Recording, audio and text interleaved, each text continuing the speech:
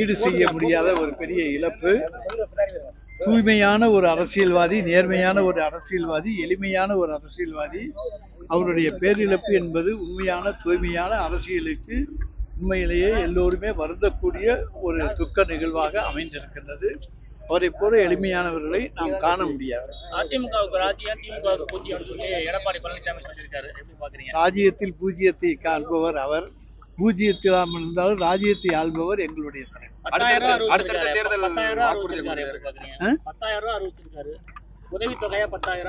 அவர் எதை வேணாலும் தேர்தல் நேரத்தில் அறிவிச்சிட்டு போற பழக்கம் அவருக்கு.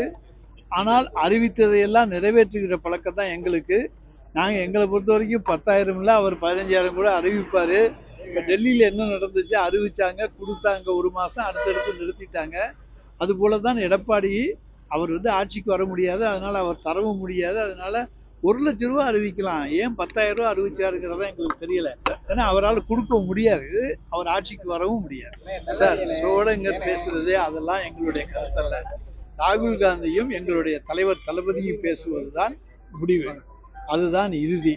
அதில் நிச்சயமாக எங்களுடைய தலைவர் அகில இந்தியாவிலேயே எந்த ஒரு கூட்டணி கட்சி தலைவரும் இந்த அளவுக்கு மற்ற தன்னுடைய தோழமை கட்சிகளை அனுசரித்து அரவணைத்து சென்றதாக ஒரு வரலாறு கிடையாது.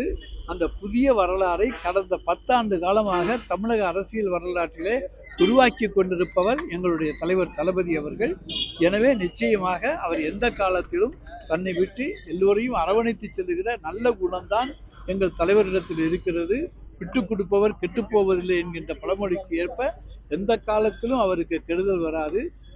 இன்னும் தொடர போனால் திராவிட மாடல் ஆட்சி 3ம் தொடரும். புதிய புதிய கட்சிகள் இந்த தேர்தலுக்கு வந்திருக்காங்க, இதனால தாக்கத்தை ஏற்படும். எங்களுக்கு இன்னும் பலத்தை, எங்களுடைய சக்தியை பலத்தை அதிகரித்து இருக்கிறது. புதுசா கட்சி தொடங்கினவங்களை பத்தி எல்லாம் கவலையே இல்லை. அதெல்லாம் புது கட்சி, அவங்களுக்கு தேர்தல் வேலைகளை என்னன்னு முதல்ல பூத் கமிட்டி போட்டு கத்துக்கணும்.